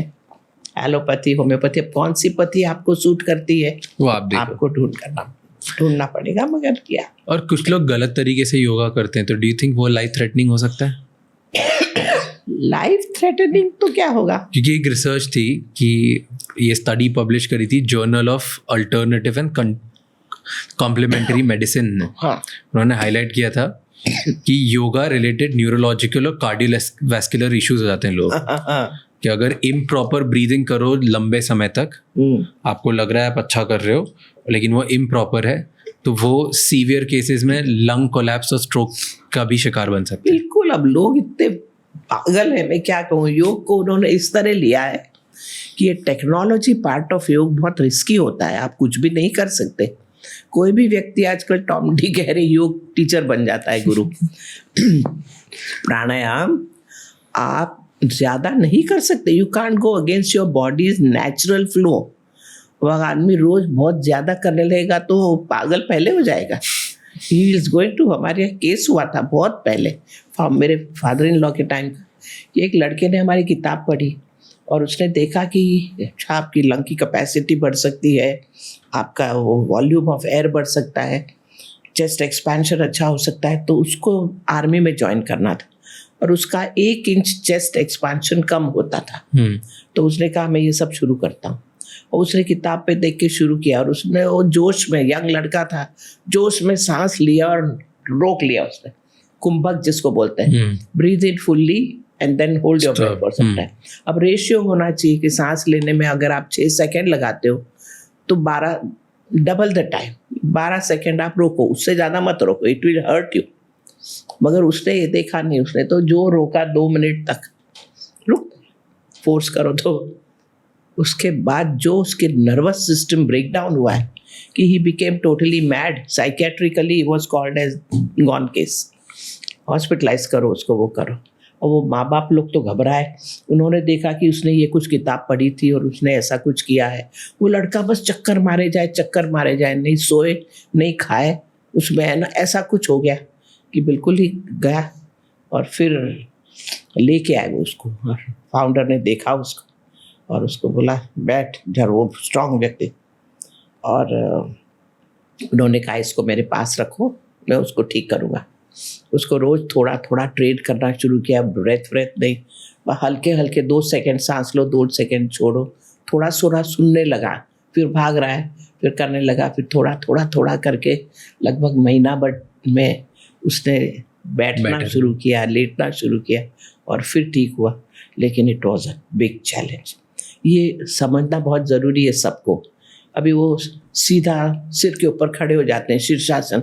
अरे भाई, we are not structured in such a way कि आप सिर के ऊपर खड़े हो जाओ। अपना बॉडी को देखो, पैर पे खड़े होने वाला बॉडी है, सिर पे। और ये बच्चों के लिए ठीक है, छोटे बच्चे सिर पे खड़े हो जाते हैं, उल्टे वो हो जाते हैं। मेरे घर का मेरा ग्रैंड चाइल्ड है सात्विक, वो सिर पे खड़ा खाना खा लिया और फिर मस्ती कर रहा है और सिर पे चढ़ गया। अब थियोरेटिकली भी खाने के बाद ये सब नहीं कर रहा, वो सब करता है, मगर ये बच्चों के लिए ठीक है। मगर बड़ों को कभी एक बार बॉडी की ग्रोथ हुई, उसके बाद ये मसल्स ऐसी थोड़ी डेवलप है कि आप अपना पूरे शरीर का वेट सिर पे ले लो। फिर it's a proper way of doing it. पूरा हाथ पर उसका वजन लेना होता है आपके शरीर का, शोल्डर्स पर नहीं कि गर्दन पर। और लोग गर्दन पर ले लेते हैं, शोल्डर्स को तो रखते नहीं, और फिर हो जाता है सर्वाइकल स्पॉन्डिलोसिस और जोरदार गर्दन हिल रही है, सब परेशान, बहुत गलत हो जाता है। तो ये टेक्नोलॉजी पार्ट बहुत केयरफुली होना चाहिए। टेल मी, वेट लिफ्टिंग और योगा क्या बेटर है? वेट लिफ्टिंग का पर्पस है मसल बिल्ड करना। योग में भी अगर आसन इस तरह किए जाएं जहाँ आप अपने बॉडी के ही वेट को होल्ड कर रहे हो, जैसे आप लेटे हो और पाँव को जमीन से थोड़ा सा ऊपर लिया, एंटी ग्रेविटी अगेंस्ट ग्रेविटी, रुके रहे वहाँ, टो को अंदर रख के। अब here you are holding your weight against gravity, that itself would work like a weight lifting. Muscle बनेगी नहीं, बनती है थोड़ी बहुत, मगर उतनी नहीं जितनी वो वेट लिफ्टिंग से बढ़ती, क्योंकि वेट लिफ्टिंग में आप धीरे धीरे वेट को बढ़ाते हो, पहले 1 किलो, फिर 2 किलो, फिर 5 किलो, 10 किलो। हम योग में कहते हैं कि उतना ही करो जितना आपकी बॉडी का मैनेजमेंट हो, उससे ज़्यादा it would be a burden to your heart, burden to everything, no, because heart has to strain more to send blood to everybody. For heart, weightlifting is better than yoga? No. क्यों नहीं? क्योंकि अगर ज्यादा body इस तरह योग करोगे तो नहीं, इस तरह योग करोगे तो बहुत ही अच्छा है, लेकिन आप वेट लिफ्ट हार्ट के लिए क्यों भाई? क्योंकि वेट लिफ्टिंग से ओवरऑल ज़्यादा मसल्स वर्क करेंगे, ज़्यादा रेजिस्टेंस होता है। जब ज़्यादा रेजिस्टेंस और मसल वर्क करते हैं तो ब्लड फ्लो ज़्यादा अच्छा होता है हार्ट में, कंपैरेटिवली टू योगा। योगा में इतना ज़्यादा ब्लड फ्लो नहीं बनता जितना वेट लिफ्टिंग में बनता है। तो सर्कुलेशन बहुत अच्छा होता है comparatively to weight lifting. Maybe I'm wrong, but this is what I've read and this is what I'm asking. Excessive of anything is wrong according to us. Muscles fine होनी चाहिए, you are fine. मगर आप और ज़्यादा ये balls करोगे तो कहीं your body will suffer, your flexibility would be less. मेरे पास कितने सारे जिम इंस्ट्रक्टर्स आते हैं, वो खुद यहाँ और वहाँ के जिम इंस्ट्रक्टर्स, मैंने देखा है उनकी फ्लेक्सिबिलिटी इतनी पुअर होती है कि वो अपने पीठ को भी खुजाल नहीं सकते। तो दैट योगा डजंट वांट। उतनी मसल बनाओ जितना योगिक बॉडी ऐसा अच्छा लगता है। It's not bulging body but healthy body. I would say health and good tone. Talking about health, एक बहुत मेजर प्रॉब्लम है जो मैक्सिमम लोग गूगल कर रहे हैं अभी आज की जनरेशन में. जब वो सुबह उठते हैं तब लो एनर्जी रहती है. लाइक सुबह उठते से लोगों को ऐसा लगता है कि भले वो रात को बहुत अच्छा सोएं या नहीं सोएं, सुबह उठते से काफ़ी थकावा फील होता है. वाई डू यू थिंक कि ऐसा क्यों है? ऐसी क्या मिस्टेक्स कर रही है आज की जनरेशन जिसकी वजह से लोग हर कोई लो एनर्जी में और थकावा ही फील करता है पूरे टाइम? तो ये ना हमारे खाने पे और हमारे दिन को किस तरह हम बिताते हैं उस पर बहुत डिपेंडेंट रहता है. और इसीलिए मैं बोलती हूँ कि चेक आहार विहार आचार विचार एवी What's going on? और ट्राई एंड सी दैट आप बने वहाँ तक. रात के खाने के बाद 1 घंटा वॉक करके आओ. 1 घंटा तो बहुत हो जाएगा, आधा घंटा बहुत हो जाएगा. आधा घंटा वॉक करो. खाने के बाद सीधा बेड पे लेटना गलत है. ये सब मैंने अनुभव करके सीखा है और ये मैं सबको बोलती हूँ. After food walking is very essential. This walking is called as strolling, not walking fast brisk walk. This is leisure. आराम से लीजर वॉक, मगर आधा घंटा वॉक करना जरूरी. कम से कम 100 कदम तो रखना ही चाहिए. ये तो कहा ही है, लेकिन आधा घंटा इस तरह की जरा डिसिप्लिन अगर फॉलो करोगे तो will remain fresh and fine. Automatically gases नहीं होंगी, एसिडिटी नहीं बढ़ेगा, सब बैलेंस में रहेगा, एनर्जी पर बहुत सही रहेगी. और रात को सोने के पहले ये सारे इलेक्ट्रॉनिक चीज़ जो मैंने आज मेरे टॉक में भी बताया, एटलीस्ट 1 घंटा पहले बंद कर दो इन्हें, क्योंकि वो ब्लू लाइट आपको जगता ही रखेगी. ऐसे बहुत से लोग हैं वो आप जागते ही रहते हो, आपको नींद आती ही नहीं है. आप 2 बजे तक 3 बजे तक वो देख सकते हो interesting programmes on this Netflix, ये वो सब. सबसे ज़्यादा नेटफ्लिक्स को पूछा गया आपका सबसे बड़ा दुश्मन कौन है, कॉम्पिटिटर, तो बोले कि sleep of human being. Yes. है ना, नींद. अब आप लोगों की नींद ही उड़ा रहे हो तो लोग तो बीमार पड़ेंगे ही ना. तो उनको उनमें डिसिप्लिन लानी ज़रूरी है ना. पर कुछ और कर सकते हैं क्या सुबह उठने के बाद? डू यू थिंक कुछ मॉर्निंग में बेस्ट योगा पोजेस किसी को करने चाहिए, या मॉर्निंग रूटीन कैसा करना चाहिए? सुबह उठ के देखो, आँख खोलने का मन नहीं होता है ना, आँख बंद ही रखो. लंबे सांस थोड़े से ले लो, जस्ट लॉन्ग इनहेलेशन एक्सहेलेशन वो कर लो. और बॉडी को स्ट्रेच करो थोड़ा. Bring your arms up to your head and stretch your body, toes and head, so you become like a stick. It is called a stick pose, Yashtikasana. Bed पे कि bed पे, आँख बंद के साथ. बेड पे ही मतलब मैं ये करूँ? हाँ, बेड क्यों नहीं, तकिया हटा डालो और हाथ को ऊपर ले जाओ, हाथ को नीचे ले जाओ. 3-4 बार ये करो. देखो यू विल फील फ्रेश. और उसके बाद में पैरों की भी मूवमेंट करो. थोड़ा पैर को थोड़ा ऊपर ले गए, थोड़ी देर रुके, नीचे ले आए, दूसरा पैर, सब आँख बंद करके. अभी नींद है, आधी नींद में हो मगर ये सब कर रहे हो, बड़ा मज़ा आता है. एक राइट पाँव को राइट साइड पे ले गए, लेफ्ट पाँव को लेफ्ट साइड पे ले गए, फिर इस तरह. और भद्रासन कर लिया, दोनों पैरों से नमस्ते कर लिया, बटरफ्लाई मूवमेंट कर लिया, ये सब. फिर पेट को ऊपर नीचे किया, प्राणायाम पोर. फिर क्या होता है, अंदर इंटेस्टाइन एक्टिव हो जाती है. तो ये करने से अंदर से ही पुश आता है कि चलो इवैक्यूएट योर बॉवेल्स. तो उठना ही पड़ता है और फिर उठ जाता है आदमी. और बॉवेल्स इवैक्यूएट करने, और ब्लैडर, बॉवेल, ये सब इवैक्यूएट हो जाता है और वो तब जग जाता है. तो इतना तो कर ही सकता है आदमी, और ये करना चाहिए. मैं तो यूं भी करती हूँ, तो आदत में डाल. मॉर्निंग रूटीन सबसे पहले ये करना चाहिए. मैं आपको एक इंटरेस्टिंग फैक्ट बताता हूँ. एक बॉडी लैंग्वेज जो पढ़ते हैं उसके एक्सपर्ट हैं, साइकोलॉजिस्ट हैं, जो बॉडी लैंग्वेजेस पढ़ते थे, और वो प्रेसिडेंट्स की, बहुत वर्ल्ड के बड़े बड़े प्रेसिडेंट्स की बॉडी लैंग्वेज पढ़ते थे. तो उन्होंने 2000 लोगों पे अलग अलग कंट्रीज़ के, आई थिंक 20 या 30 कंट्रीज़ के अराउंड 2000 अलग, हर कंट्री से 2-2000 लोगों पे रिसर्च करा, बॉडी लैंग्वेज रिसर्च किया. उन्होंने सबसे फैसिनेटिंग जो चीज़ उनको मिली कि जो सुबह उठने से ही अपनी बॉडी को एक्सपेंशन करते हैं बेड पे ही, स्ट्रेचिंग, वो लोग पूरे दिन में ज़्यादा कॉन्फिडेंट रहते हैं वर्सेस लोग जो एक्सपेंशन नहीं करते हैं, जो ऐसे करके उठते हैं. I agree. तो जब आप उठते हो बेड पे ही, लोग जो खुद को ऐसे एक्सपैंड करते हैं, स्ट्रेच करते हैं, जो आपने बोला, खुद को और ज़्यादा ऊपर तक लेके जाते हैं. ये भी करती हूँ मैं. सो जब आप एक्सपैंड करते हो something goes in your brain which Yes. Tells you कि आप बड़े हो, एंड दैट्स वाई ओवरऑल आपका पूरे दिन कॉन्फिडेंस बहुत ज़्यादा रहता है कंपैरेटिवली कि जब आप एकदम बेबी पोज में रहते हो, बेबी पोज पे थक के नीचे देख के उठ के जाते हो. करेक्ट. एंड ये बहुत फैसिनेटिंग लगा था मुझे. अच्छा. और हम ये भी कहते हैं कि बड़े वहां तक स्काई को देख लो. Expand yourself and look at the sky. That you are part and parcel of the whole world, universe, not just a little thing. Sky देखना मुंबई में कैसे पॉसिबल है? मेरे अपार्टमेंट से छोटे से डब्बे से अपार्टमेंट से निकल के पता नहीं कहाँ जाना पड़ेगा बाहर देखने के लिए. यहाँ तो दिख नहीं रहा है. या वो तो है, इसीलिए कम से कम एक्सपेंशन तो कर ही लो. एक्सपेंशन तो कर ही सकते हैं. ओके, बॉडी इम्बैलेंस भी एक बहुत बड़ी चीज़ है. तो बॉडी इम्बैलेंस क्या होता है, बॉडी माइंड इम्बैलेंस क्या होता है, और उसको कैसे लोग फिक्स कर सकते हैं?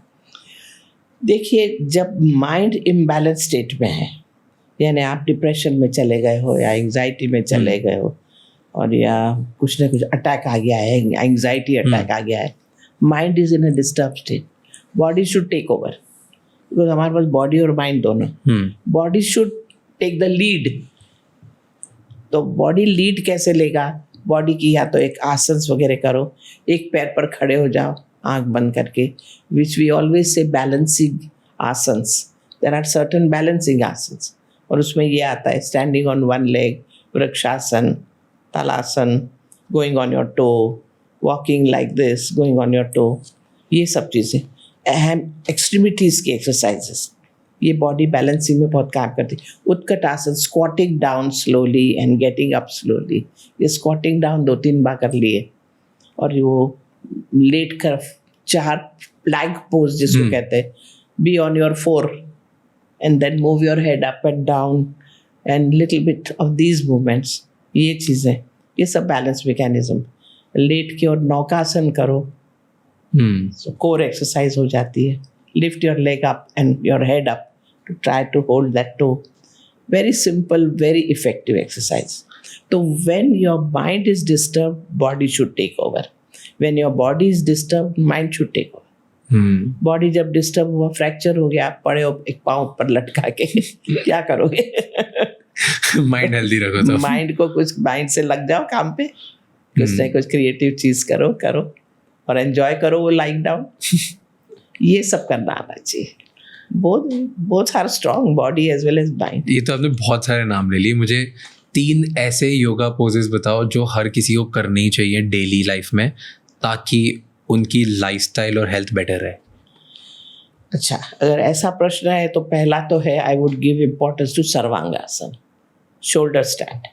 Shoulder stand. सर्वांगासन, सर्व अंग आसन नाम ही दिया है. एंटायर बॉडी को एक्सरसाइज मिल जाती है. Where you are standing on your, lying down on your back, lift your legs up straight, up up up, even your hips up. So only your shoulder and head is on the ground, rest of the part is on the above. Because whole day we are standing on feet. This way every anti-gravity muscles would be of use. Okay. And the body will bring balance. So this is one posture which I feel everybody should do and should be done. Okay. Second posture is where you are sitting and into either Padmasana or Sukhasana or Vajrasana or any of these meditative poses. Okay. So that your extremities are always into a flexible state.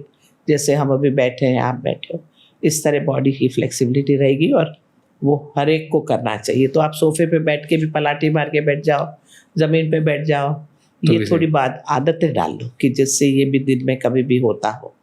And third posture could be lying down on your stomach and lifting your head up, lifting your legs up and doing what is called as bow pose. बहुत difficult होता है ना. हाँ, ऐसे like you have to hold yourself. Ankles, no, fold your legs, hold your ankles and lift your body up a bit.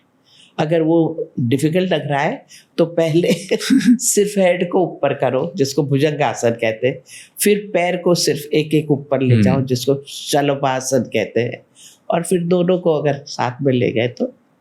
इन तीनों से क्या होता है? What are the benefits? Entire spine, other way round, gets exercise, and that spine की exercise मतलब क्या? All the nerves which are coming out of vertebrae which we have, they are relaxed. The pressure of the nerves are gone, so they flow easily. उसके साथ circulation भी flows easily because nerves, and उसके साथ energy flows easily because energy also has its very same pattern of flowing along with nerves, nadis, and so that flow. And so this has to be exercise. क्या होता है, दिन में हम आगे झुकने का तो बहुत कर लेते हैं, पीछे झुकने की नहीं करते, कोई भी चीज़ नहीं करते. तो एक तो ये उल्टा लेटना, ये पीछे झुकना, और एक एक्सट्रीमिटीज के लिए मेडिटेटिव पोज. ये 3 बेसिक सबको करना चाहिए. होता ही चाहिए. किस टाइम पे करना चाहिए? What is the best time to do yoga? इनके लिए देखो, ये सर्वांगासन के लिए तो आपको एम्प्टी स्टमक ही करना पड़ेगा. तो मेरे ख्याल से दोनों आसनों को, ये और भुजंगासन. भुजंगासन आप खाने के 2 घंटा पहले कर लो, खाने के 2 घंटे बाद कर लो. देखिए, दिन में आप कभी भी कर सकते हो सर्वांगासन छोड़ के. बाकी दिन में ये दोनों चीज़ें तो आप कभी भी कर सकते हो. Before food you do and then you can eat your food, और after 2 hours after your food you can do. Then any time.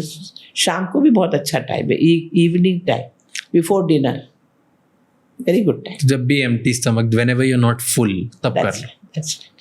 तो सुबह उठ के भी कर सकते हो, रात को सोने से पहले भी कर सकते हो, पर बेड में भी कर सकते हो. हाँ, नींद नहीं आ रही है तो बेड में कर डालो. बस पेट नहीं. मुझे पता है, नींद जब नहीं आती, मैंने कहीं गूगल पे पढ़ा था, बट हेल्प करता है वो. जब भी मुझे नींद नहीं आती ना ढंग से, तब मैं चाइल्ड पोज पे ऐसे खुद को ऐसे रिलीज कर देता हूँ एटलीस्ट 60 to 90 सेकेंड्स के लिए. बहुत हेल्प करता है. अच्छा, लेडीज के लिए भी बहुत अच्छा है. पीरियड के टाइम के क्रैम्प्स और ये वो, बस ये पोज में आ जाओ. शशांक आसन, बालासन, ये सब आसन 60-90 seconds में, and then you say feel like very that you feel refreshed. good and then you want to sleep. Then you sleep. Correct. Talking about sleep, 3S की प्रॉब्लम्स बात करते हैं. तीनों बेटर कैसे करें योगा से, वो बता. 3S is sleep, stress and sex, which is the most common optimizers for young generation. Yes, right? yes. सब लोगों को करना है कि यार मैं सो नहीं पाता हूँ, मेरे को मेरी सेक्स लाइफ बेटर करनी है, या मेरे को स्ट्रेस बहुत ज़्यादा है. तो स्टार्ट करते हैं स्लीप से. कैसे लोग अपनी स्लीप बेटर कर सकते हैं? देखिए, स्लीप बेटर करने के लिए पहले तो खाना जल्दी खाना जरूरी है. हाँ, और हैवी फूड नहीं. Dinner has to be khichdi, soups, ये सब डिनर में, ऐसी चीज़ें तो ज़्यादा अच्छा है. नॉन वेज तो I am not in favour of at all. Are you vegetarian? I would always say everybody should be vegetarian. I'm vegetarian as well. इसलिए. To have a healthy mind, vegetarianism is better. To have more control over mind. हमने ये research में भी किया कि ये ढूंढा है कि हमारे हार्ट पेशेंट्स को आप जो खा रहे हो खाओ, खाली टाइम पे खाओ, ओवर ईटिंग मत करो, दैट्स ऑल. 3 महीने में वेजिटेरियन लोगों का तो कोलेस्ट्रॉल कम हो गया और सब कम हो गया. नॉन वेज वालों को कोलेस्ट्रॉल कम नहीं हो रहा था. तो हमने कहा कि भैया आप तुम नॉन वेज बंद करो, वेजिटेरियन पे आ जाओ, फिर उनका कोलेस्ट्रॉल कम हुआ.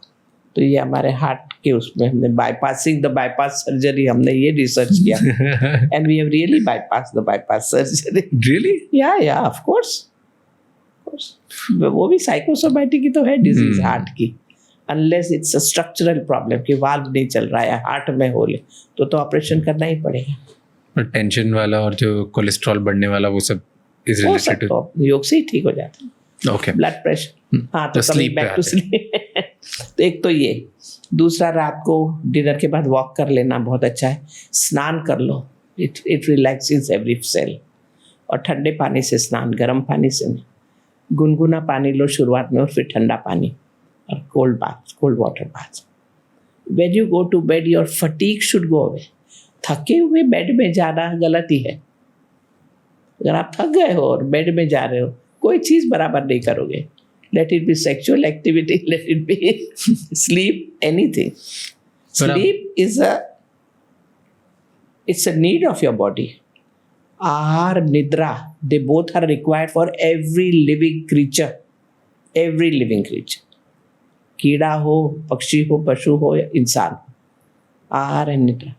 इसीलिए जब आप सोने जाओ तब आप you should be fresh when you go to your bed. पर ऐसा नहीं होता कि मैं दिन भर अगर काम करूंगा तो और थक जाता हूँ, जब तक अच्छी नींद आएगी.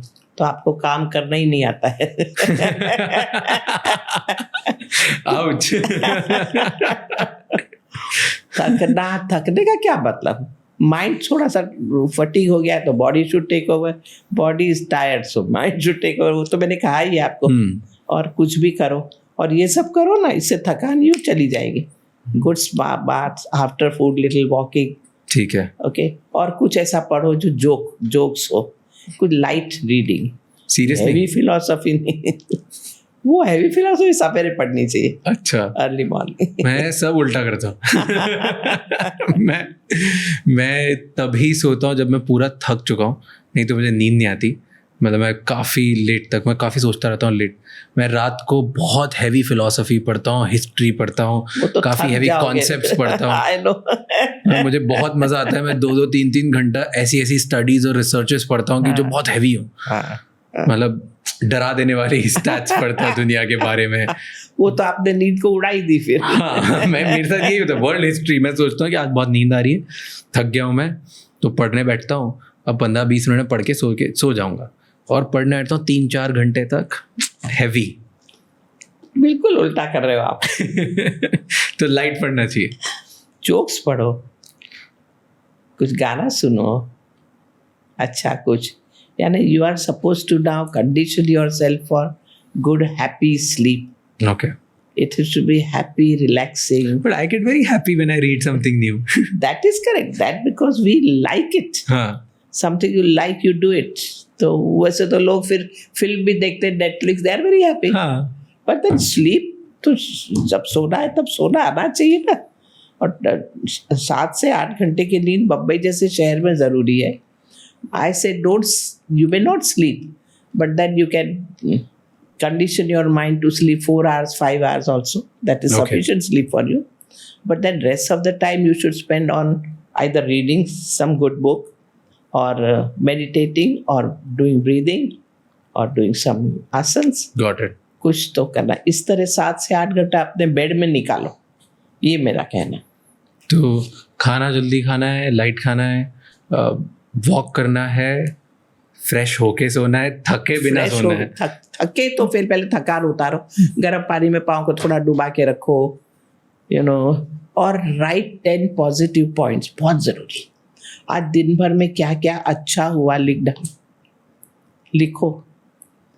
अच्छा रहे, अगर बहुत प्रॉब्लम नहीं तो सोचो तो सही, क्या अच्छा क्या क्या हुआ, क्या प्रॉब्लम हुआ वो नहीं सोचना रात को। Night is not there to solve your problem. You need good sleep. Night is there to enjoy a good mast sleep. Night is not there to solve your problems. Night is to enjoy.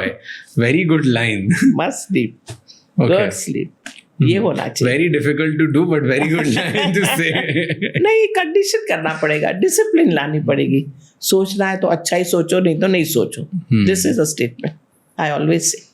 And then you will have a good sleep. कि और भी कुछ कर सकते फिर तुम bed में जाओ, हैं। और बेड में जाओ फिर अच्छे मूड में हो आप, थोड़ा रिलैक्स करो बॉडी पे ज़रा पूरे बॉडी पर हाथ फिराओ। पार्टनर है, पार्टनर के साथ में उसके बॉडी पर थोड़ा हाथ फिराओ। एक दूसरे को प्यार करो, कैरेस करो, उसके भी बॉडी का रिलैक्सेशन लाओ, उसको ज़रा वार्मथ दो। ये सब ज़रूरी है, ये ज़्यादा ज़रूरी है। Any woman will also tell that she needs more this care and caressing than actual sexual intercourse. आप रिसर्च में देख लेना, औरतों को पूछो, they would want। तो ये सब करना जरूरी है। रिलैक्स वे, अच्छी तरह hug, you know, be with each other and then relax and sleep. वो वाली अच्छी नींद आएगी, बड़ी प्लेजेंट नींद आएगी। फालतू नहीं तो ड्रीम्स आएंगे, नहीं कोई प्रॉब्लम होगा, अच्छी तरह सो पाओगे आप। मगर ये डिसिप्लिन लानी पड़ेगी आप, किस तरह सोना। ठीक है, सो दैट इज वन।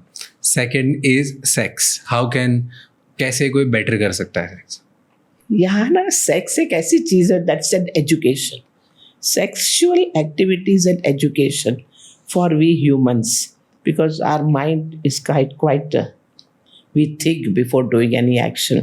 और यहाँ 2 जन इन्वॉल्व है, खाली मैं इन्वॉल्व नहीं। If a person individual is involve, then he can take to masturbation once in a while and take care of his sexual. Masturbation is healthy, कोई खराब नहीं होता? नहीं, every day nahi. It has to be masturbation. If you are alone, not married, if you are alone and you feel you need some inner energy to come out, some strength, go ahead, do it. कोई problem नहीं है. Okay. But मेरे talk भी दिया है मेरे उसमें. लेकिन पार्टनर है तो फिर पार्टनर है तो बात ही अलग हो गई. अब पार्टनर की बॉडी की नीड को समझना पड़ेगा, उसका टेम्परामेंट समझना पड़ेगा, उसको क्या ज़रूरी है क्या नहीं, क्या करने से उसको अच्छा लगता है, क्या करने से उसको इरिटेशन होता है. दोनों को एक दूसरे के बॉडी को, मूड को, समय को समझना होता है. अच्छा एटमॉस्फेयर डेवलप करना होता है. कभी कभी कुछ अच्छा म्यूजिक चल रहा हो, दोनों अच्छे, यानी ये सब करना ज़रूरी जो मैंने पहले बताया. बट ऐसे तो क्या लड़के खुद को कुछ योगा से या कुछ पोजेस से बेटर कर सकते हैं कि उनकी टाइमिंग्स बेटर हो, या लड़कियां कुछ कर सकती है जिनकी वजह से उनका सेक्सुअल एक्सपीरियंस और बेटर हो? ये 1-2 आसन है योग में. सबसे पहले वो Bhadrasana, joining your legs together, your knees apart, knees on the ground. This for girl और गाय? हाँ, ये लड़की के लिए कि लड़के के लिए? बोथ. ओके. तो सेक्सुअल रिप्रोडक्टिव सिस्टम स्ट्रांग होना चाहिए ना, उसमें वीकनेस नहीं आनी चाहिए. तो रिप्रोडक्टिव सिस्टम के लिए एक तो ये आसन बहुत अच्छा है, और दूसरा है वो Setu Bandha Asana, lifting your hips up and staying in that position, glute bridge जिसको बोलते हैं. हाँ. तीसरा है breathing out and tightening your anal muscles, vaginal muscles and relaxing, which is called as Ashwini Mudra, tightening and relaxing that area. चौथा है breathing out and pulling your abdomen and your bottom muscle, controlling it and pulling it upwards and relaxing. ये सब area, I put it under Ashwini Mudra, contracting and relaxing your anal muscles, your vaginal muscles, penis, tightening and relaxing, that part. And when you tighten, you pull your whole bottom upwards. So toned your bottom upwards. तो ये exercise ये रोज करनी चाहिए लोगों को. ये रोज कर लो to have mastery. फिर वो करते वक्त करने की जरूरत नहीं है एक दूसरे के साथ मगर ये रूटीन में आ जाना चाहिए. ये यानी एक दो बार ये कर लेना चाहिए, जिससे हर एरिया को आपने अटेंड किया है. तो ऐसी वाली बात है. एंड स्ट्रेस कैसे लोग कम कर सकते हैं? इज देयर क्या कुछ ब्रीदिंग एक्सरसाइजेस है या कुछ योगा है जिसकी वजह से लोगों की एंजाइटी कम हो जाए या लोगों का स्ट्रेस कम हो? जैसे मैंने कहा कि एंजाइटी और वो कम करने के लिए, now we are talking about individual. दिन में ना ये पार्ट इज ओवर. ये पार्ट तो एक दूसरे को हेल्प करो रिलैक्स करने में. Every muscle should be relaxed and help each other out in relaxing. Lie down and this. Okay. Stress कम करने के लिए ज़रूरी है कि अब डिसिप्लिन लानी, जो मैंने पहले भी कहा स्टार्टिंग में जो बताया वही है. डिसिप्लिन लाइए कि आपको सोचना है तो अच्छा सोचना है, नहीं तो मत सोचो. ये डिसिप्लिन लानी पड़ेगी. और टेंशन में, जैसे स्ट्रेस में एक चीज़ बड़ी स्ट्रांगली बात कही भगवद गीता पे. फर्स्ट श्लोक जब कृष्ण ने बात करनी शुरू की अर्जुन से, नहीं तो पहले तो वो बोल रहा था मेरे को लड़ना नहीं, ये नहीं, मैं अपनों को कैसे मारूं, ये सब चल रहा था, विषाद योग. मगर इसके बाद सांख्य योग आया. कृष्ण ने कहा कि भाई समझ कि कोई भी वाइज आदमी पास्ट के बारे में नहीं सोचता और फ्यूचर के बारे में नहीं सोचता. पास्ट के बारे में सोचोगे तो दुखी ही होने वाले हो, ये किया वो किया, मेरी द्रौपदी को किया. फ्यूचर के बारे में सोचोगे तो एंग्जाइटी आएगी, टेंशन आएगा, क्या होगा, वो मरेगा मैं मरूंगा. प्रेजेंट के बारे में सोचो, अभी वर्तमान के बारे में सोचो. तो जब भी आदमी स्ट्रेस में होता है ना, तो पास्ट का तो छोड़ दो, फ्यूचर का छोड़ दो. फ्यूचर एंग्जाइटी ही लाएगा, बिकॉज फ्यूचर इज अननोन. कल क्या होने वाला है, नेक्स्ट मोमेंट क्या होने वाला है, वही नहीं मालूम. तो हम सोच क्या रहे हैं फालतू में, हवा में. मत सोचो ना, अभी के बारे में सोचो कि अभी मुझे क्या करना. तो ये डिसिप्लिन तो लानी पड़ेगी हमको. बट कितना डिफिकल्ट होता है बैलेंस करना हर चीज़ में. It sounds very easy. मतलब हो जाओ दुखी थोड़ी देर के लिए फिर सीखोगे दुखी होने के बाद में. क्योंकि अब दुख होने की बात कर रहे हैं, दुखी ना आजकल एक चीज कर रही है लोगों को बहुत ज्यादा, वो है बालों की थिनिंग। आपके पास आई एम श्योर ऐसे बहुत क्वेश्चंस आते होंगे, और आप मैंने तो बहुत सारे मेरे वो भी दिए हैं, बालों के लिए क्या करना, और बताओ मुझे क्या कर सकते हैं लोग, क्योंकि hair thinning is becoming a very big problem, बहुत बड़ी इंडस्ट्री बन चुकी है, लाखों करोड़ों रुपए के तो रोज नई इंडस्ट्री बनते जा रही है, क्योंकि लोगों को समझ में आ गया कि एक इनसिक्योरिटी है। तो कैसे कोई अपने बाल थिक कर सकता है? काफ़ी कुछ कर सकते हैं। जैसे योग में मैं स्ट्रांगली रेकमेंड करूँगी थोड़ी बालों की एक्सरसाइज। बालों की एक्सरसाइज? हाँ, ओके। और वो ये है कि जैसे एक कंघी ले लो, मोटी कंघी, आगे झुक जाओ और पीछे से कंघी को आगे की ओर घुमाओ, जिसको कहते हैं back combing. Okay. Back combing you should do for 2-3 minutes every day. हाँ, जिससे वो रूट खींचते हैं, बालों के सेल जो रूट वो पुल होते हैं। दूसरा, pulling of hair, put your finger in and make a grip of your hand and shake your scalp. Really? हाँ, अच्छी तरह डालो उंगली अंदर, हाँ, शेक योर स्कैल्प। कुछ टूटेगा नहीं। हाँ। करो, अब it's like a muscle building. Okay. तो ये शेकिंग ऑफ योर हेयर ये जरूरी है। और तीसरा ये exercise like sarvangasana, where the circulation is very much up to head region and relaxes every part of the body। ये 3 तो योग के हिसाब से ज़रूरी है। और फिर जहाँ तक बाल धोने की बात आती है, रोज़ रोज़ बाल धोना, क्योंकि गीला रखना बालों को, वो गीले बाल झड़ते हैं, गिरते हैं। गीले बालों को खींचना बीचना कभी भी नहीं। और जो आजकल तेल वेल और ऑयल का बहुत ज़्यादा प्रचलन है, हम तो योग में मानते ही नहीं है कि हम तो मानते हैं बालों को ऑयल नहीं लगाना चाहिए। नहीं, हम तो नहीं, मैं तो कभी नहीं लगाती। मतलब ऑयल का क्या है, अगर आपकी वो ड्राई है, आपको डैंड्रफ हो रहा है या कुछ है, तो पहले तो उसको ठीक करो। अच्छे अच्छे शैम्पूज आ गए हैं आजकल, और उसका उपयोग करके और बालों को धूप में सुखाओ, और चाहिए तो एक फ्रेश नींबू को के 2 टुकड़े करो और नींबू को रब कर लो और फिर शैम्पू से नहा लो, तो डैंड्रफ हट जाएगा। डैंड्रफ को रखना नहीं, वो कर लिया तो बाल हेल्दी हो गए। अब लगता है कि आपकी स्काल्प बहुत ड्राई रहती है, तो डेफिनेटली ऑयल की ज़रूरत है। वो क्या होता है, बचपन से माताएं छोटे बच्चों को तेल थपथपा के और तेल डालती है, तो बॉडी पे जो सिबेशियस ग्लैंड होती है, ऑयल की ग्लैंड स्किन के साथ, वो डेवलप ही नहीं होती, कि बाहर से ही तेल आ रहा है तो फिर डेवलप क्या होगी। तो ऐसे बच्चे को तो फिर तेल डालना ही पड़ेगा। लेकिन नहीं तो अपने खुद के ही बाल, बहुत से लोग आपको बताएंगे कि 2 या 3 दिन में ऑयल आ जाता है बालों में, अपने बॉडी का ही ऑयल है, और ऊपर से कौन सा ऑयल डालोगे आप।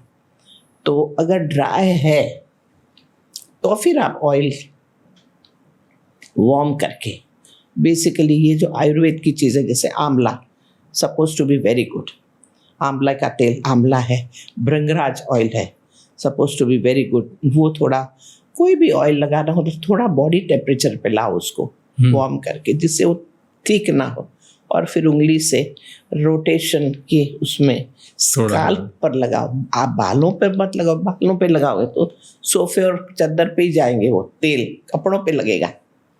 तो ऑयल वो करो, और इस तरह थोड़ा तेल लगाए। दूसरा है कि तेल लगाने के बाद में आधे घंटे के बाद शैम्पू कर डालो, धो डालो बालों रात भर, मतलब।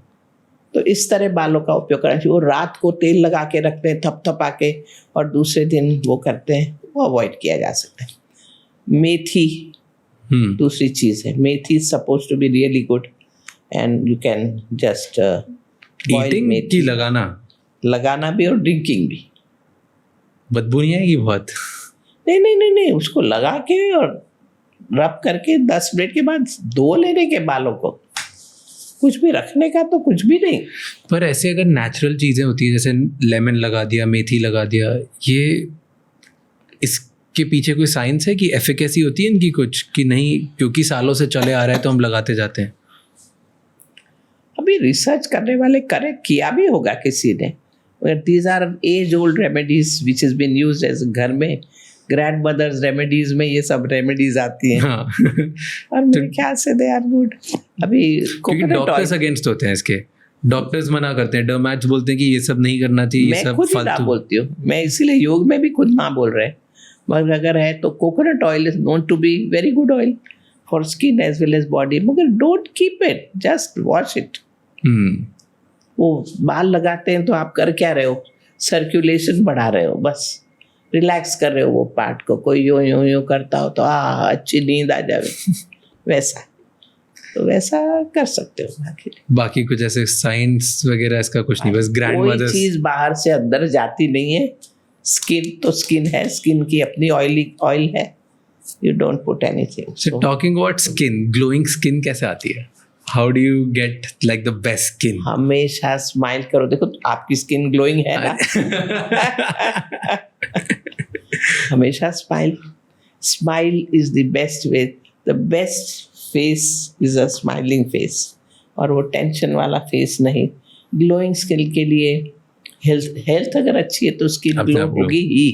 पर कुछ तो रेमेडीज होती होगी, कुछ तो नेचुरल तरीके होते होंगे। आपने इतनी पढ़ाई करी, इतनी बुक्स पढ़ी, आपको पता तो होगा what are the good ways, या आपने आपके ही स्टूडेंट्स में देखा हो जिसमें फ़र्क पड़ा हो कुछ आपकी रेमेडीज से? कौन सी टॉप 3 रेमेडीज हैं जिसकी वजह Students तो बोलते हैं से स्किन उन्हें। ग्लो हुई? वो फेस की या बॉडी में मॉइस्चराइजर हमेशा होना चाहिए। Dry skin will not be glowing, okay. It is always moisturised skin. तो मॉइस्चराइजर का बेस्ट मॉइस्चराइजर है हमारा दूध, जो मैं अक्सर कहती हूँ मिल्क। पीना भी चाहिए और बाल पे भी लगाना चाहिए, यानी फेस पे लगाना चाहिए। फेस बॉडी, आप स्नान करने जाओ और थोड़ा सा आधी कटोरी दूध लेके जाओ, उसके अंदर 1 ड्रॉप थोड़ा दही डाल दो तो भी चलेगा। दही ऑल्सो इज मॉइस्चराइजर, दूध also is moisturiser. A little bit of honey अगर डाल दो, आइदर ऑफ इट, मॉइस्चराइजर। ये सब moisturiser, they keep moisture on your skin so that your skin doesn't get dry. Dry skin, wrinkles, freshness चली जाती है, shine चली जाती है। तो वो बॉडी पे पहले लगाओ और उसके बाद में स्नान करो। मगर स्नान करने में मैं तो बहुत अगेंस्ट हूँ सोप के। मैं तो सोप ज़्यादा सोप के अगेंस्ट तो क्यों? हाँ, it removes the oil of your skin. तो फिर क्या लगाओ? कुछ मत लगाओ, बस पानी से ना। But what we call as a घर्षण स्नान। So take a towel, जैसा एक टॉवेल ले लिया, उसको गीला कर लिया और फिर उसको रब किया। पहले तो ड्राई टॉवेल पूरे स्किन को रब कर डालो तो सर्कुलेशन ऊपर तक आएगा, डेड सेल्स निकल जाएंगे सब। और फिर वेट टॉवेल अच्छी तरह सब पूरे बॉडी को रब करो। पर ऐसे जिसकी और उसके बाद में हेयरी एरिया जो है उस पर डेफिनेटली टॉवेल पे सोप लो, फोम करो, और वो बगल में संडास पेशाब करने की जगह वो टॉवेल को रब कर लो, सोपी टॉवेल, और फिर पानी से उसको धो डालो। These are the areas where you need soap. और फुट, सोल पार्ट, तलिया, वो तलुआ जो है हमारा, उस पर साबुन लगाना ही पड़ेगा क्योंकि वहाँ डेड सेल्स बहुत होते हैं और ब्रश से उसको साफ भी करना पड़ेगा कभी कभी। तो वो एक एरिया है, वहाँ सोप लगेगा। हेयर को तो सोप लगेगा ही, इसलिए शैम्पू है। But rest of the body बने वहाँ तक फेस वेस और सोप वोप नहीं लगाना। Really? मैं तो नहीं लगा, मेरे ख्याल से नहीं। क्योंकि किसी किसी की तो ऑयली स्किन होगी, या इतना पोल्यूशन है दुनिया में कि हाँ, आप जितना इतना warm ज्यादा है मिट्टी, ना, डर्ट, पोल्यूशन में warm एक्सपोज water करते हो। में टॉवेल को डुबा के स्क्वीज करके और रब कर दो। पानी इज द ये आप करते हो और आपके लिए फायदा करता है और आपके स्टूडेंट्स के लिए फायदा करता है कि इसके पीछे कोई रिसर्च है या स्टडी है? भाई पहले तो मट्टी लगाया करते थे, अगर कोई चीज थी तो मट्टी लगा ली, उससे धो पहले सब प्योर भी तो था, अब तो सब पोल्यूटेड है। और इसीलिए मैं ये नहीं कहती रोज मत करो, minimise the use of soap. जो लोग दिन में 3-4 बार साबुन से मुंह धो रहे हैं, ये जरा एक्सेस मत कर दो, साबुन मिनिमाइज करो। मैं यूँ कहूँगी आज के युग में, क्योंकि I agree when you reminded me that pollution काफ़ी हाई है और सब चीज़, तो skin also takes the exactly. इसलिए बस स्किन को साफ करना चाहिए। मगर there are some nice skin soap available, liquid soaps available, which are also very good to be washed, but once or twice in a week. बाकी तो पानी से धोना चाहिए. अच्छी स्किन को अगर वो करना हो तो वाटर, फेस को boil water in a pot, bring it on the table, let it cool down a bit, and then keep your face over it. Breathe in, breathe out, breathe in, breathe out. That steam for some time. Steam passes through your nasal passage. Steam inhalation. और आपका face भी पसीना आ जाएगा, उसको पहुंच के सो जाओ. That's it. Steam work करती Keeps your skin healthy and glowing. वाह, ये थोड़ा मेरे लिए डिफिकल्ट है एक्सेप्ट करना ये सारी चीजें क्योंकि साबु रोज लगाना है आपको. हाँ, मतलब more than that I think Depends. इतनी सारी चीजें दुनिया में जानने के लिए और समझने के लिए, तो जो मैंने सीखा या समझा है या मेरे जो डॉक्टर्स हैं जिनसे बात करी है, जो मेरे लिए वर्क किया है, वो कम्प्लीटली डिफरेंट है. तो शायद मेरे लिए एकदम से न्यू है, तो मैं तो डॉक्टर्स एक्सेप्ट क्या नहीं बोल कर रहे हैं पाऊंगा. आपको? बार दिन में 4 बार फेस वॉश 2 बार तो करो दिन में. 2 बार करो. हाँ, 2 बार सुबह और शाम को at least twice a day do it. क्योंकि मुझे ना पहले बहुत एक्ने थे, बहुत ज़्यादा पिंपल्स थे मुझे, और वो मैं जब से जो मेरे डॉक्टर ने रूटीन बोला मैं वो करने लगा, तो अभी भी बहुत 1 2 3 4 ही है, बट बाकी नहीं होते. काफ़ी हद तक ख़त्म हो गए. सो आई फील कि मेरे लिए वो वर्क किया. एक्ने का ट्रीटमेंट अलग ही है. हाँ, मतलब मेरे लिए वो ओवरऑल स्किन बेटर करने के लिए, ग्लो करने के लिए हेल्प कर. Now here is some point. The point is that every skin type is It's different. different. Exactly. If it's a normal healthy skin, it doesn't need any of these things which I have. But there are people who have acne, there are people where pimples come very easily, rough skin, थोड़ा scaly skin, उनके अलग अलग ही treatment होगी. Exactly. कहीं तो आपको soap रोज लगाना ही पड़ेगा, कभी 2 बार भी लगाना पड़ेगा कभी. तो ये तो बात हुई ट्रीटमेंट पार्ट की. मैं हेल्दी बॉडी और हेल्दी चीज की बात कर रही हूँ, तो वो तो बराबर है. कंप्लीटली हेल्दी है कौन? Very true, you are very true. Complete healthy person मिलना ही डिफिकल्ट हो रहा है आजकल.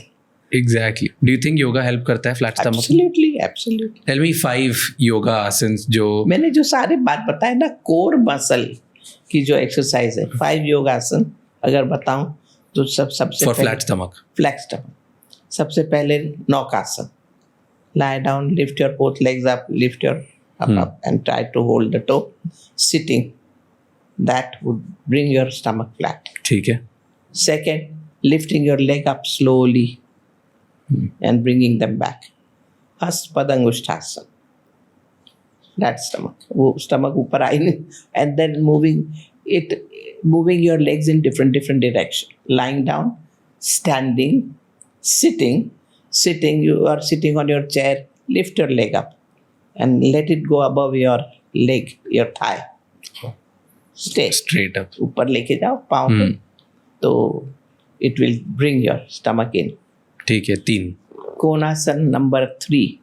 Inhale, spread your chest, expand your chest, bend forward, right hand to left toe, looking up, twist, bend forward. But twist it, looking up. So your spine is getting twist, you are bending forward, good amount of pull on your waist. ये 4 हो गए. Fourth, twisting.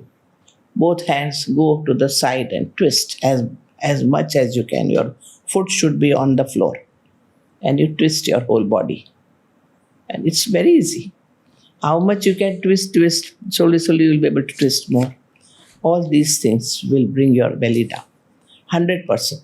And softening of your belly. So your food and all that has to be right. Overeating stops. And eat only that much when you are hungry, and just to satiate your hunger and not filling your stomach with food. This discipline has to be followed. And I'm sure things Do you will go think down. discipline also means जल्दी उठना, सुबह 5 बजे उठना या 6 बजे उठना? योग में तो कहते हैं, और पहले तो कहते थे, मगर अब because of high pollution and that Brahma Muhurta also has changed because pollution is high. Sun rays don't fall and don't clear up the pollution. So we always say before sunrise the person should get up. Before sunrise. At least person should see sunrise. क्या होता है अगर benefits क्या होंगे मेरी life में अगर मैं सनराइज से पहले उठना स्टार्ट करूँ? We are part and parcel of rhythm, nature's rhythm. Sunrise से sunset is our day. Understand? And then night. After sunset till the next morning sunset is called night. Day and night. So this is called a circadian rhythm. We also are part of that. So we have to get up before sunrise. After sunrise, if you get up, then your digestion will be poor. Your general health stamina would be poor. You watch, and then whatever and all those things which I have mentioned earlier, how body will suffer. And even Ayurveda point of view, Vata, Pitta, Kapha, that will always be imbalanced. Yoga also talks about that. And then sunset तक वो जो phases हैं दिन के, कि सवेरे का खाना ये होना चाहिए, दोपहर का ये, रात का ये, शाम का, ये सब फेजेस दिन के हिसाब से चलते हैं. सनराइज के पहले आप उठोगे तो you will B full of energy. इसीलिए नहीं उठ सकते हो तो मैंने जैसा कहा, बेड में जरा लेटे लेटे नींद में भी कर डालो, then you will be up at least and look at sky, means sunrise. But एक सीक्रेट बताओ जिससे हर कोई उठ सकता है जल्दी. कुछ इमरजेंसी सिचुएशन क्रिएट करो तो उठेगा. नाइस. कैसे? मतलब क्या है, माइंड सुपरसीड्स बॉडी. तो अगर माइंड में इमरजेंसी सिचुएशन कि इस टाइम पे मेरे को फादर को लेके जाना है हॉस्पिटल या ये, तो आप उठोगे. आपके प्लेन पकड़ना है इस टाइम पे, तो क्यों नहीं उठोगे, आप उठोगे. That emergency situation is created in mind, something which is worthwhile to do, then you will get up. Otherwise आराम से उठेंगे यार, जाएंगे काम पे, ऐसा वाला हो जाता है. इसलिए वैसे क्रिएट करो इमरजेंसी सिचुएशन. या तो कोई जिम्मेदारी ले लो कि इस टाइम पे आपका, आप अगर उठोगे, बहुत सारे लोगों के घर में पानी नहीं आता है तो उठना ही पड़ता है, तो दिन भर पानी नहीं मिलेगा. So they have that situation, so they get up. So you will have to do something like bring it. कुछ तो क्रिएट करनी पड़ेगी सिचुएशन, नहीं तो नहीं उठ पाओगे. नहीं. ये वेट लॉस भी एक इमरजेंसी सिचुएशन है. बहुत हो गया वेट भाई, अब वेट को कम करना है, इसलिए सवेरे जल्दी उठना है. Done. So that's the message for the day. एक इमरजेंसी क्रिएट करो.